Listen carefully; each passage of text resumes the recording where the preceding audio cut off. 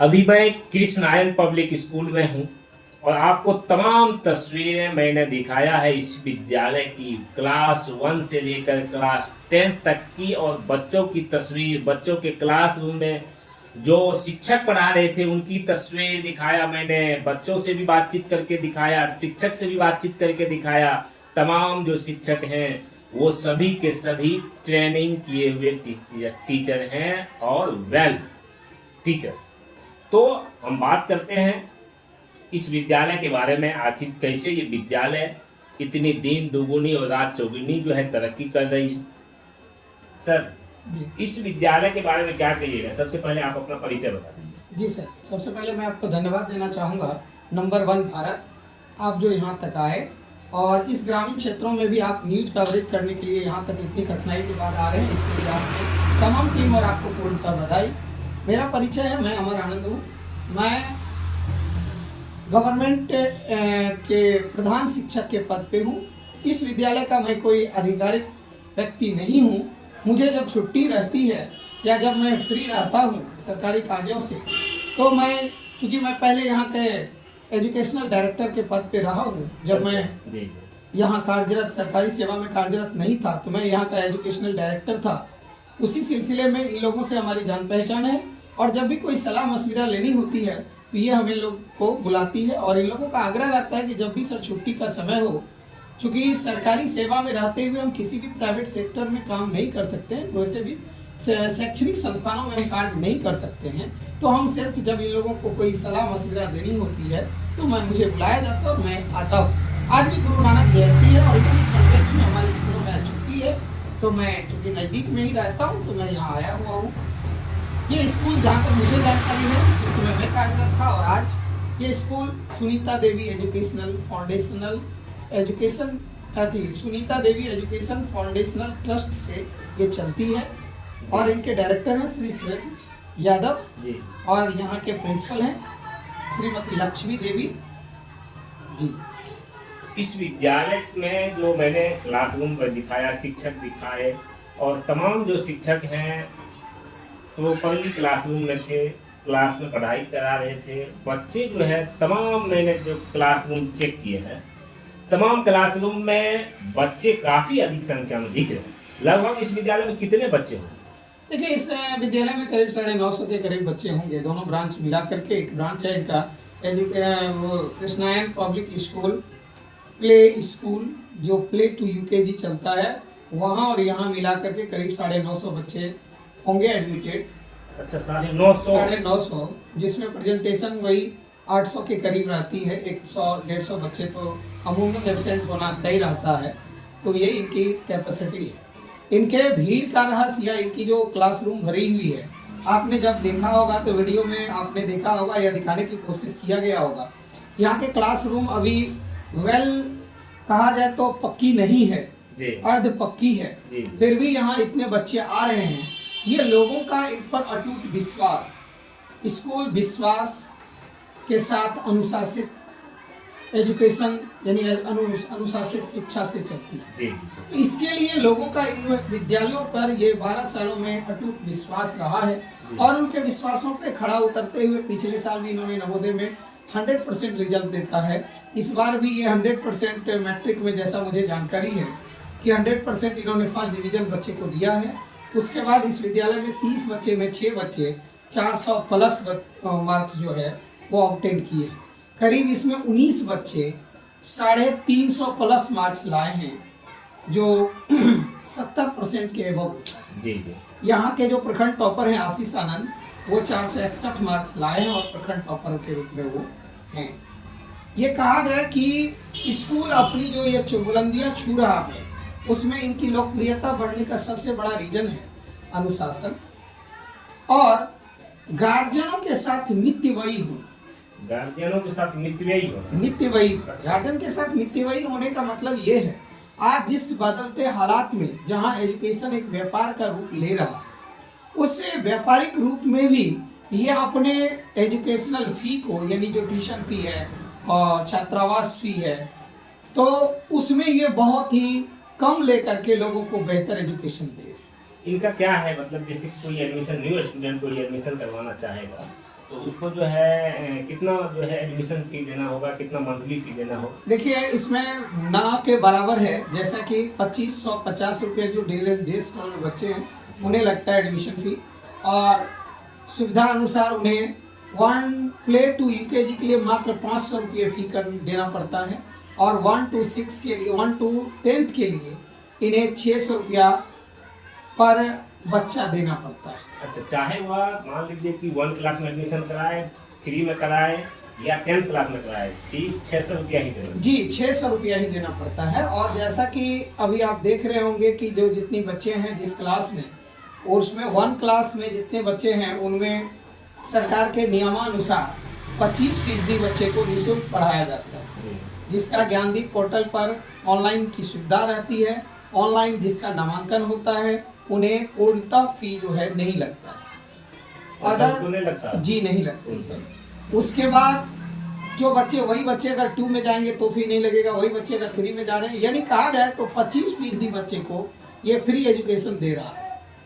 तो ये बहुत बड़ी बात है यहाँ के ग्रामीण के लिए। और वो भी ये जो मधेपुरा जिला है, मधेपुरा जिला के गम्हरिया प्रखंड अंतर्गत आपका ये भैलवा गांव में है, यानी एकदम देखिए ये गांव के बीचों बीच आपका विद्यालय है, और यहाँ पे 950 स्टूडेंट प्ले से लेकर के 10th तक में, ये बहुत बड़ी बात है सर। कैसे आप लोग प्राप्त कर रहे हैं? देखिए इस स्कूल को जो मैंने शुरू किया था, शुरुआती मैं फाउंडर हूँ जी।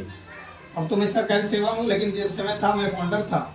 मेरे पिताजी हमें बड़ी गरीबी में, यूँ कहा जाए कि मैं एक गरीब माँ बाप का बेटा था, और उस स्थिति में उन्होंने हमें बड़ी कष्टमय जीवन से हमें पढ़ाया था। उसी के प्रेरणा के फलस्वरूप मैं जब सरकारी सेवा में जाने से पहले, जब मैं पटना में रह रहा था, इससे पहले मैं पटना सेंट्रल स्कूल में अपनी सेवा दे चुका हूँ, और भी कई कोचिंग संस्थानों में भी मैं कार्यरत रहा हूँ।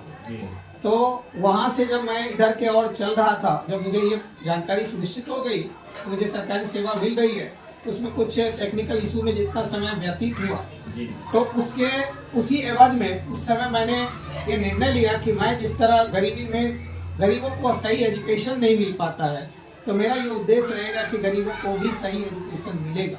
अच्छा। और उसी के लिए मैंने इस स्कूल की स्थापना करवाया था अपने पिताजी के सहयोग से और कुछ लोगों के सहयोग से। उसके बाद 2017 तक में मेरा भाई साहब आए, मेरा छोटा भाई है अमरज्योति, वो आए, और 22 तक वो प्रिंसिपल रहे।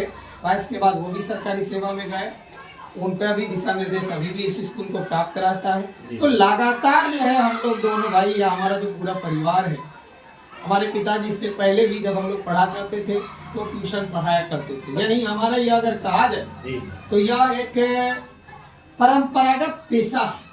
परंपरागत पेशा। अच्छा, एक सवाल सर, जो आप लोग इस विद्यालय में इंग्लिश मीडियम पढ़ाते हैं स्टूडेंट को या हिंदी मीडियम पढ़ाते हैं? देखिए ये मेरा विद्यालय सीबीएसई के नॉर्म्स एंड कंडीशन पे फॉलो करता है, लेकिन ग्रामीण क्षेत्र होने के चलते हमारे पास जो बच्चे हैं वो चूँकि देहाती क्षेत्रों से आते हैं, उनकी जो गार्जियन की जो एजुकेशनल क्वालिफिकेशन है वो अभी कम है। बच्चों की जो स्थिति है वो भी स्थिति उतनी बेहतर नहीं रहती है। हम लोगों ने इसको मिक्स मीडियम रखा। मिक्स मीडियम कहने का मतलब है कि यहाँ हम लोग मैथ्स दोनों भाषाओं में पढ़ाते हैं। ये कम ही स्कूलों में ऐसी स्थिति मिलती है कि जो अंग्रेजी मीडियम होता है वहाँ अंग्रेजी में पढ़ाई जाती है, और जो हिंदी मीडियम होती है वहाँ हिंदी में पढ़ाया जाता है। मेरी एक ऐसी स्कूल है जहाँ हिंदी के साथ साथ अंग्रेजी में अगर 2 मैथ्स पढ़ाने हैं तो मैं उसमें एक ही क्लास के 2 मैथ्स को टच करता हूँ।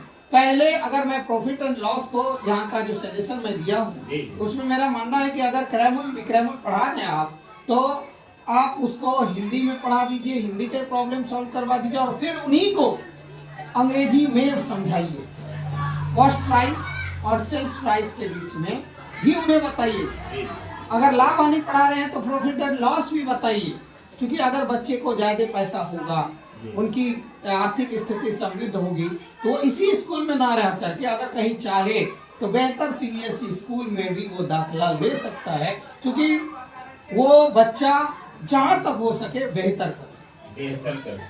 अच्छा, वो जो आप जैसे कि मैथमेटिक्स पढ़ाते हैं, हिंदी मीडियम भी पढ़ाते हैं, इंग्लिश मीडियम भी पढ़ाते हैं, तो बुक्स जो रखने होते हैं बच्चों को, वो हिंदी मीडियम भी रखते हैं और इंग्लिश मीडियम दोनों रखते हैं, या सिर्फ एक बुक रखते हैं? देखिए, 2 मैथ्स भी रखते हैं, 2 टीचर भी होते हैं।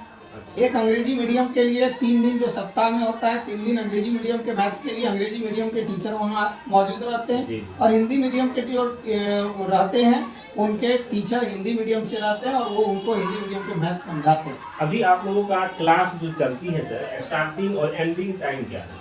अभी हमारा 7 से 12 चलता है। 7 से 12। 7 से 12। बीच में लंच भी देते हैं? आधे घंटे का लंच होता है, और बाद बाकी 4.5 घंटे की जो है उनका क्लासेस चलती है।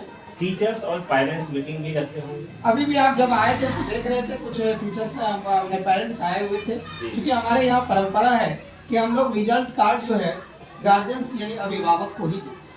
वो आते हैं। वो तो अभी आप हमारे सामने दे रहे थे, मैंने वो देखा। मैंने जैसे गेट के अंदर एंट्री किया, आपके ऑफिस में गार्जियंस बैठे थे, बच्चे बैठे हुए थे और आप बैठे हुए थे। मैंने तस्वीरों के माध्यम से ये दिखाया भी है दर्शकों को। तो इसके लिए नहीं है दिक्कत, हम लोग समय समय पे पेरेंट्स मीटिंग बुलाते हैं, और जब भी हमें रविवार को हमारी छुट्टी रहती है तो यहाँ के जो टीचर हैं वो हमें बुलाते हैं, और टीचर्स मीटिंग भी होती है। और टीचर्स मीटिंग के लिए हम लोग संडे को रखते हैं, जिनको जो क्लियरिफिकेशन चाहिए, जो उनमें क्या टेक्निकल फॉल्ट आ रहा है, बच्चे को कैसे प्रेरित किया जाए, और बच्चे को पढ़ाया ना जाए, बच्चे को सिखाया कैसे जाए, क्योंकि learning with teaching with learning करनी, सीखने और सिखाने की परंपरा को बढ़ावा देना। पढ़ने और पढ़ाने की परंपरा अब पुरानी हो गई, यानी रट्टा नहीं लगाना। नहीं, रट्टा नहीं लगाना।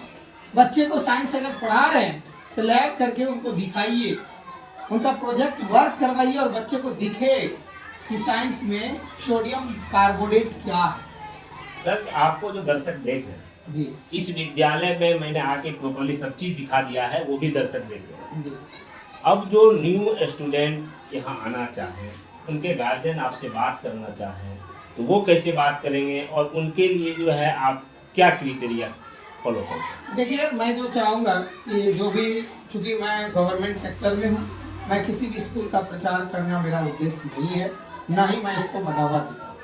अब कहिएगा फिर इस स्कूल को आप दिशा निर्देश क्यों दे रहे हैं? सवाल खड़ा। जी बिल्कुल। आप कोई भी सवाल हमसे कर सकता है, तो मैं उसके बारे में बताना चाहूँगा कि मेरा जो जन्म हुआ है, मैं जो मेरा मूल कर्तव्य है वो है एजुकेशन देना। बिल्कुल बिल्कुल। वो अगर मैं ज्यादा से ज्यादा दे रहा हूँ तो ना तो किसी सरकार को इससे दिक्कत हो सकती है, ना किसी व्यवस्था को दिक्कत हो सकती है। मैं अगर से एजुकेशन के अलावा कोई चीज दे रहा हूँ समाज को, जो समाज को नुकसान पहुंचाता हो, तो वो नुकसान दे। मैं सरकारी समय में अगर इस स्कूल को अपना समय देता हूँ तो वह गलत है। तो मेरा उद्देश्य है कि लोगों को, आपने जो हमको कहा कि इस स्कूल के बारे में आप क्या कहना चाहेंगे, उस संदर्भ में मैं कहूँगा कि मैं प्रचार नहीं करूँगा। जो ये स्कूल बेहतर है आप एडमिशन करवा लीजिए, या बहुत बढ़िया यहाँ की व्यवस्था है, इसके लिए कुछ मैं उनको दिशा निर्देश देना चाहूँगा कि आप कैसे किसी संस्थान को बेहतर मानते हैं, कैसे आप जज कर पाते हैं कि एजुकेशन बेहतर है। क्योंकि हमारे यहाँ जो परंपरा है कि हम एजुकेशन को जज ही नहीं कर पाते। हमारा जजमेंट एजुकेशन के बारे में ये रहता है कि लोगों ने कहा कि फलाना स्कूल बेहतर और हम दौड़ पड़ते। एजुकेशन का जजमेंट होना कैसे? जैसे पानी बेहतर है, इसके लिए उसकी जो आयरन की मात्रा है, आयरन के मात्रा को डिटेक्ट किया। अगर दूध सही है तो इलेक्ट्रोमीटर से जांचा जाता है। तो एजुकेशन को जांचा कैसे जाए? स्कूल को यह कैसे माना जाए कि आप वो बेहतर रिजल्ट दे रहे हैं या स्कूल बेहतर? स्कूल बेहतर होने के लिए सबसे पहली प्राथमिकता है वहाँ का संस्कार, वहाँ के टीचर की क्वालिफिकेशन, जो अभी के डेट में गार्जियन नहीं पूछ पाते। अभी के डेट में गार्जियन जब हमारे काउंटर पे या किसी के काउंटर पे जाते हैं तो वो बोलते हैं कि आपका भोजन मेन्यू क्या, सर आपका फी स्ट्रक्चर क्या। मैं पूछता हूँ सर कि ये दोनों काम तो होटलों में भी हुआ करते हैं। बिल्कुल होते हैं। जहाँ आपको टेबल पे जाते हैं आप, तो आपको एक लेमिनेटेड चार्ट पेपर मिलता है और वहाँ आपको लिखा रहता है वेज बिरयानी इतने का, अंडा इतने का, लिट्टी समोसा इतने का। तो सर हॉस्टल और होटल, एजुकेशन सेंटर में और रेस्टोरेंट में फिर अंतर किस बात? ये स्ट्रक्चर मैटर तब करेगा जब एजुकेशन आपके दायरे में हो। आपके एजुकेशन का लेवल क्या, आपके बच्चे जिस बोर्ड से पढ़ा रहे हैं उसमें 25% भी क्या वो जवाब दे पा रहे हैं। जब आप कभी भी अपने बच्चे को किसी भी स्कूल में या इस स्कूल में दाखिला करवाना चाहते हैं तो मेरा मानना है कि आप उस स्कूल के 2 बच्चे को किसी क्लास से बुलाया जाए और रेंडमली उठाया जाए। और रेंडमली जैसे आप अभी क्लास में गए थे तो रेंडमली बच्चे से पूछ रहे, शायद मुझे अनुमान है कि आपको संतोषजनक जवाब मिल रहा होगा, वो तो आप दर्शक को दिखाई दे रहे होंगे। तो ये जो है ये जानना जरूरी होगा कि वो कितना जवाब दे रहा है। अगर बच्चे ठीक है, अगर स्कूल में एंट्री आपकी नहीं होती, कहा जाता है कि भैया हमारा स्कूल डिस्टर्ब हो जाएगा, हम कैसे आपको एंट्री दे देंगे। अगर भर दिन इस तरह 50 को गार्जियन आते रहेंगे तो क्या मैं उसको दिखाता रहूँगा? कोई दिक्कत नहीं, हम स्कूल के बाहर खड़े हो जाएंगे, स्कूल के छुट्टी होने का इंतजार करेंगे और जब बच्चे बाहर निकलेंगे उनसे काइंडली उसके गार्जियन से कहेंगे कि भैया हम भी अपने बच्चे को एडमिशन करवाना चाहते हैं, जरा आप अपने बच्चे का स्कोर कार्ड दिखाइए। और स्कोर कार्ड में अगर दिख रहा है कि बच्चे का नंबर 95% है तो उस विषय से संबंधित 2-4 सवाल पूछ लिया जाए और सवाल से अगर आप संतुष्ट होते हैं तो उन स्कूलों में आप एडमिशन करवाएं, अन्यथा उस स्कूल को टाटा बाय बाय कहें। चलिए, बहुत बहुत धन्यवाद आपका सर जी।